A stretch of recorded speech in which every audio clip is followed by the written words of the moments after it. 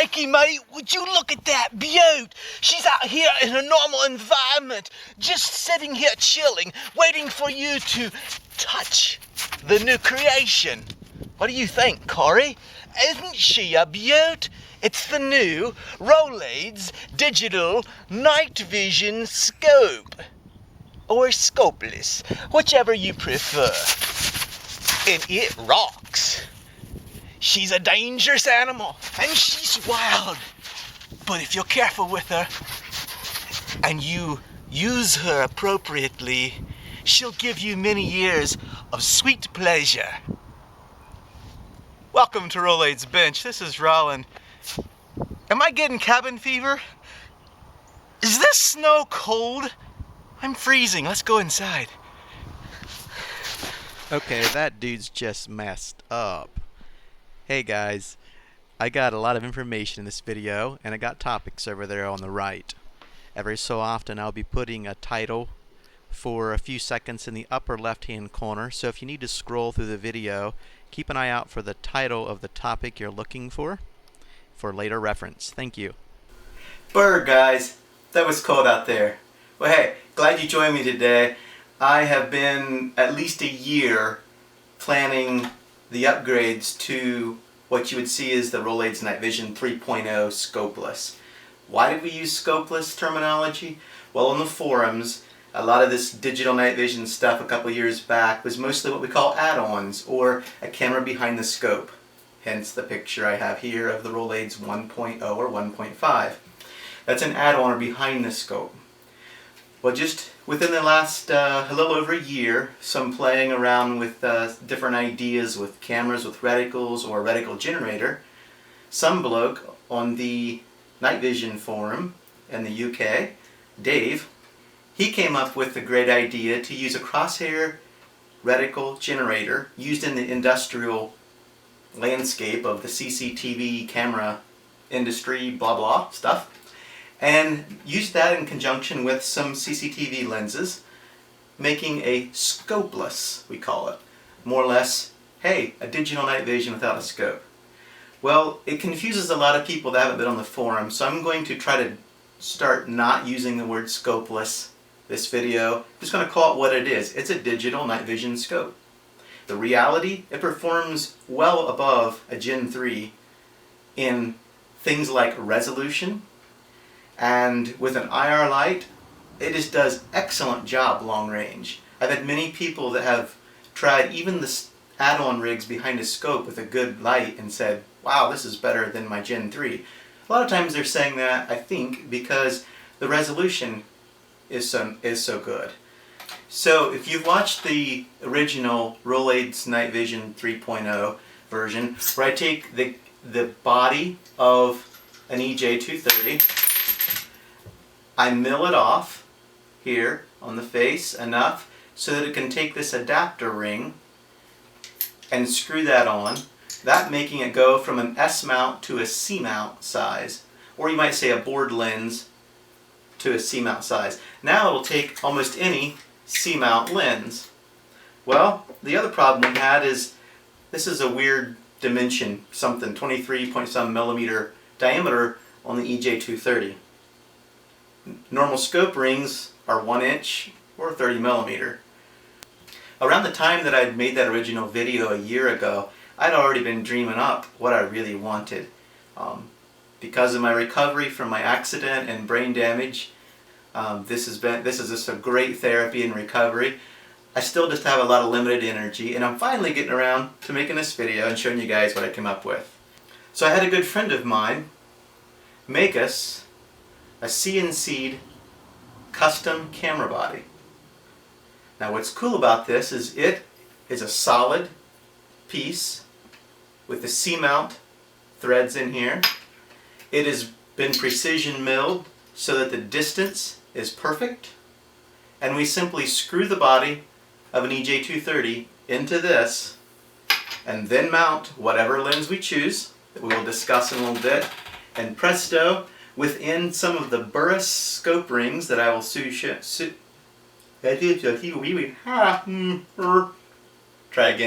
that I will soon show, we will get a very solid digital scope that is adjustable within the rings until your crosshairs are close to your point of impact. And then you just simply use the controls in the camera to change your reticle and bring it in to fine-tune your rifle. And just this year alone, we have taken almost 3,000 starlings with this setup. I've tried numerous lenses. I shoot rats with it. We've tried some of these setups on some powder burner rifles. Can't tell you that all these lenses are going to hold up to every rifle out there. It's going to be something you're going to have to try, but got a good friend shooting coyotes with a 30-06 and a 243, and this little lens here has been awesome for him. He's taken a coyote at 425 and 475, 475 yards with that and the T20 light. See my best IR light reviews. That's what you really want. So let's talk lenses a little bit. I tested all these you see here, including this one on this old Zenit NV100, which is a 100mm big old heavy mama that takes this adapter too. And I've tested all of these, including this little guy here on the P-Rod that I'll be using in a little bit to demo. And on my original video, this Fujinon was the one that I recommended. That video, I was trying to keep this as low cost for the average builder as possible. I've taken just a little bit different route on here. This still is, for the money, is, in my mind, is better than about anything else you can get out there. Not even close on the money. The only difference is when I start comparing this to standard off-the-shelf night vision, this is going to take a little more configuring from you. It's not waterproof, and it's not as durable and hardy as a true military grade thing. Not near, in fact. I mean, if you really bang one of these CCTV lenses with much of a knock, it's going to put it out. That's just par for the course. Lenses cost anywhere between $60-some to $275. Naturally, they're replaceable. You can screw that thing right off and put another one on and be gone again in no time. You're going to have a hard time beating the camera body up. This is waterproof, water resistant I should say. Again, the CCTV lens itself is the part that's not. So from the way that I hunt and what that I do, for the quality and resolution and what you get out of a true digital scope versus an add-on rig with all that glass in front of it, you get so much better light gathering. You need to see the IR video that I just posted a few months ago that compares the best IR lights. There's a very good comparison between scopeless, what we call scopeless, this right here, and the add-on behind the scope, which I'm showing some pictures for you right now to see that. Go to the link if you want more of that information. So because we're using lenses that are off the shelf, so to speak, we're limited, and each one of them's kind of got some different properties about them that are good, bad, and to make a decision, say this is the best lens or this is the best lens, it's kind of dependent on what you want to deal with and what your hunting conditions are. For instance, some of these lenses, like the Space Comms and this Kowa, have an IR coating which actually makes the focus when you're getting other natural light, maybe some moonlight in, along with an IR light that you may have shining. It makes that all focus at more the same exact plane, meaning objects are sharper and clearer.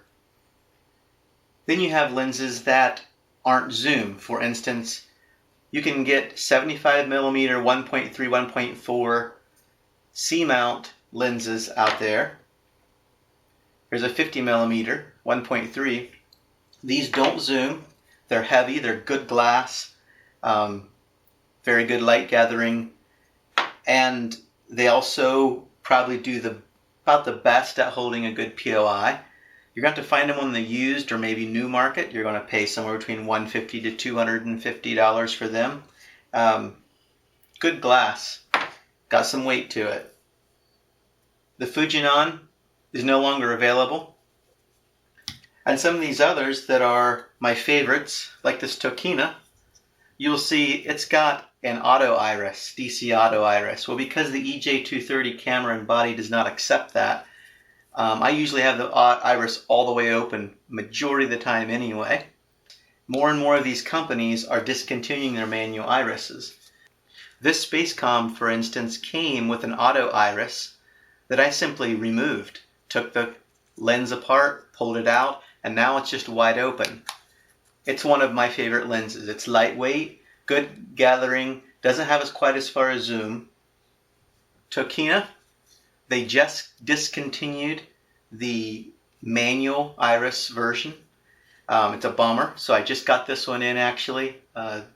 Made a few builds for some friends and sold the one I had, so I will also do the same thing with this. Pull this cord out and set that iris to wide open, and that's a nice lens. It will give us the most distance zoom. This will get somewhere like you would see in your scope if a normal scope was set maybe at 7 times zoom, somewhere in that realm. That would be the field of view that you're going to get out of this lens. This is probably my top favorite at this point. Very solid build, metal, reasonably lightweight from Kowa. You're going to be maybe in the $275. It's all manual. Now within this setup, the weak areas would be the construction of a CCTV lens, naturally not made for a scope. I have played and tested with most of these, and I feel like I found workarounds. Through testing, guys from the forum, you'll know this. There's POI, POA shifting, so you know what's happening here. If I zoom the scope, what's going to happen? If I focus the scope, what's going to happen? I ran these things through all kinds of testing. I used my little P-rod here, set the laser in, boresight, very accurate boresight laser. Here's what I came up with. Almost every single lens has some type of POA, POI shift or zoom shift. And there's a couple other things we could call them. But to simplify it, if you use a zoom lens like this one is, and we zoom it in or out, you are going to have to lock this in, or any of the other zoom lenses, to the zoom setting you want. At that point, you will fine-tune your reticle, and your lens will stay fairly accurate. If you don't bump it, it's going to stay fairly accurate. I've tested focus shift, so I'm going back and forth and focusing at different ranges. I see very little difference. For hunting situations, we are consistently shooting starlings, headshots, 35 yards with this setup at night in the barns, 12 foot-pounds. It's just accurate, dead on. I've tried multiple different lenses. These two here are about my top favorites right now for general. If you want more zoom, good glass, a little heavier. If you don't want to mess with zoom because of the zoom shift, then you want to go to your 75mm or 50mm. This is going to give you maybe a 2 to 3 times. This is going to give you a 4 to 5 times zoom, what you're used to on a scope. So now the last thing where the shift really comes into play with this, and that is every one of these CCTV lenses are made so that when you tighten them on, there's a certain amount of movement that the whole lens will rotate in the area right where it screws into the mount. There's a friction fit, and it's made so that you can put this at a spot where you can actually adjust the focus or the knobs. And we're going to, right now, show you that shift that happens when the whole lens, see, this is the whole body of the lens moving back and forth. When that whole body moves, the focal shift of the POI is going to change because the image is coming in onto the CCD and that image is shifting.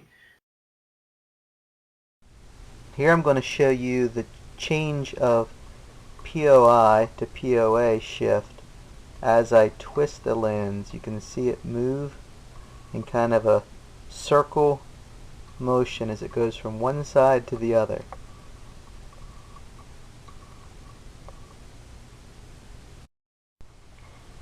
And here's another lens that does it in a much larger circle.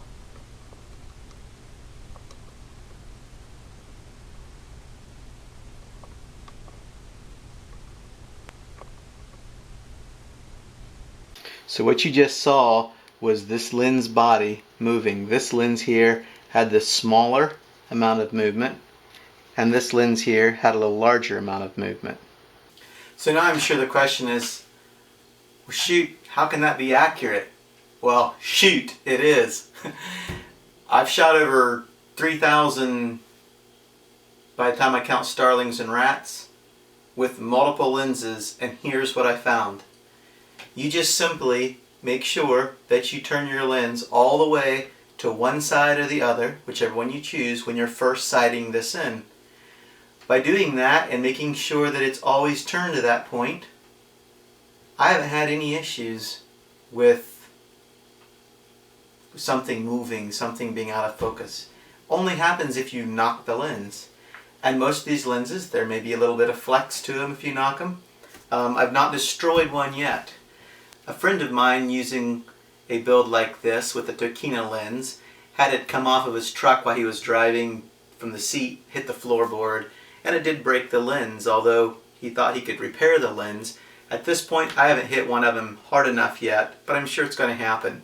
And for me, it's just simply, you replace the lens and go on. Let's talk about now the way that we sighted in using the Burris rings. Okay, using the Burris Signature Z rings here. They come in a nice little kit, and this nice little kit has these plastic inserts. So these plastic inserts are labeled, you won't be able to see it I don't think in the camera, with a 0, meaning that there is 0 offset in the plastic insert. Then you get a kit that has more rings, and you're not going to be able to see the difference of offsets, but they are 5, 10, and 20 thousandths offset of the inner circle versus the outer circle. So, compared to the old style where we had parts and pieces, and we grabbed this one-piece body, now we can put inserts on here that can shift the camera body up and down to get the crosshairs as close as possible, or even side to side. Let's go to the whiteboard. Alright, so it's simple. It's like a cam. You've got an outer circle of the plastic insert, and the inner circle is offset, here's an exaggeration, by X amount. You can swivel that around, your point of aim versus point of impact could be here, and just by using these rings, you could actually shift this until it's very close to center. So here's what we do. In your camera view, we start out on the OSD and we set the crosshairs to the very center. Then we mount the camera body. That's a sad drawing. Let's start again. So next we mount the camera body and lens onto 2 different rings. So we have a ring here and we have a ring here. And by changing this part and changing where the circle is, the inner circle or outer, and how much the offset is, we can take this line of sight and here on our target, adjust these until this lines up. So it may start out, and this is common, it usually starts out that your point of impact, say being the center of your target, that your camera is actually looking up in here somewhere. At least on the current air guns that I've been using most recently. So usually I've got to put a little more, maybe a 20 thousandths ring in the back, and a 0, or maybe I need to put a 5 thousandths ring with the 5 up here, so the negative part, the smaller part's at the bottom, and the larger part's here at the top. So here's my offset, my large 20 here, and up here I have the large part of the 5. That's the current setup that gets me very close to being on center. And again, like I mentioned, even if you're side to side a little bit, you can change this elliptical between the 2 rings. Awesome setup by Burris. Now what happens is I no longer am frustrated by, if I use normal rings, And even the way that my original build was, I was using electrical tape or shims or you name it. I would often have in my camera a reticle that looked like this because I had to move it so far off center. And that just kind of annoys me, I guess. I'm a little bit of a perfectionist in some of them things. So now with this setup, I can get very close. It's very solid. It stays where it needs to. And then I just fine tune this just a little bit. Left, right, up, down. Just a few, sometimes 4 to 5, 6. It's not really pixels, but anyway, movements on the OSD. Let's have a quick look at how we make that reticle. I'm going to just get over here on some blank wall. We're going to push on this little red OSD button. We're going to go down here. We're going to go to Next, under Privacy, On, and here we create a reticle by creating a full line, like a top to bottom. We've got from 0, and then the bottom we have to 244, which creates 0 at the top, 244 at the bottom. And then left and right, we've only got 241 to 242, which is just like 1 pixel wide, roughly pixel, but that's what I'm going to call it. So you're going to see this up and down reticle disappear when I move over and make them both 241. That's an easy way to add extra reticles and take them out. Now on the second is my horizontal reticle. You can see from on the left side I've got it over here at 0. The right side I've got all the way over here at 474, which is as far as it'll go. And now up and down I've got it at 119 and 120. That's just where this has currently been set at. You're going to have to do some tweaking and whatnot, but there's a quick little rundown on the OSD of the way the reticle was made. I have another video where I go into more details of that. I'll show the link here. Also, some of the settings within the camera. You have things like your shutter here, luminous. I go through some of them kind of settings. There's a couple different versions depending on how low light or how much IR light you're going to use. The main thing I'm going to speak of here, if you just use the camera right out of the box, ATR. If you turn ATR on or off, you will get better contrast with it off. If you have ATR off, you'll get better contrast, especially if you got a reasonable amount of IR light. But if you have ATR on, things are going to get a little brighter. So there's so many settings, you're gonna have to do a little playing to figure out which ones is best for you. Let's go put one together. Alright, this build is going to be going to some bloke over on UK Night Vision forum, Dave. So here's your build. We're going to be starting with the BKL dovetail to weaver mount because these signature rings are a weaver fit. The other nice thing I really like about this BKL mount is this actually bends both sides and tightens and aligns. This will make this scope align very well on his air rifle that he'll be using it on. Because I know Dave will be using this on an air rifle, I'm going to start with a positive 20 ring in the bottom. The negative 20 ring is on the top. That's going to be lifting the back end of this up to bring the crosshairs a little closer to center. On the front ring, I'm going to start with we could either put the negative 5 on the bottom, but I'm going to go ahead and put a 0 on the front. I think this is going to get him fairly close to where he needs to be. So we'll pack up the rest of the rings so that he can adjust that in if he needs to further. Now we take an EJ230 camera out of the box. Take a pair of needle nose pliers. Put them in the back holes and the camera will just spin apart. there's your camera body. And now, for all those that are always asking, yes, you need to remove an IR filter on almost every single build that you make. It's as simple as this. Taking a little razor blade underneath that little piece of glass, gently pry. So you kind of go and you pry, and it peels off. With these KT&C cameras, it's a little bit of a gummy edge, very easy to do. No worries, clean glass.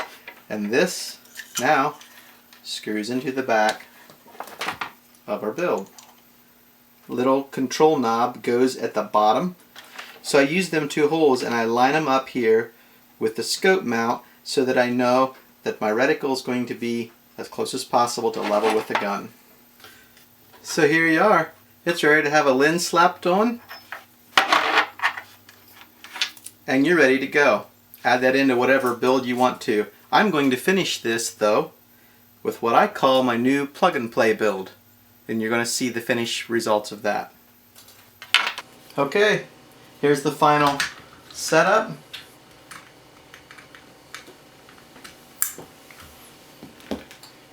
Plug the battery in here.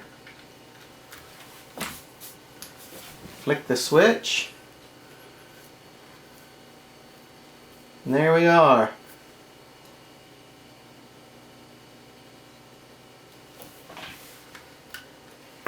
Now, actually the light can go up here.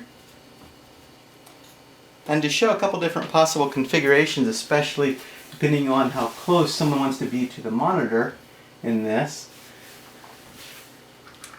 you can also pop the monitor right up here, put it on the side, and you have just one simple cable from camera to monitor, and then wherever you want to mount the battery.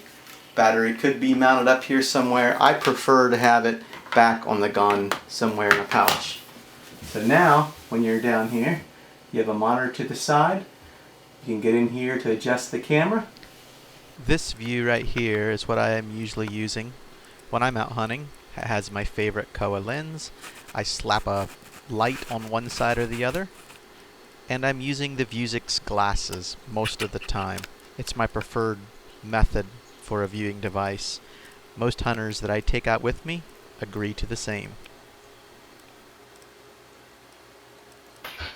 Well guys, I know that there's a lot more I could have shared, and for some of you it's been too long. A couple more quick points though, and I'll let you be.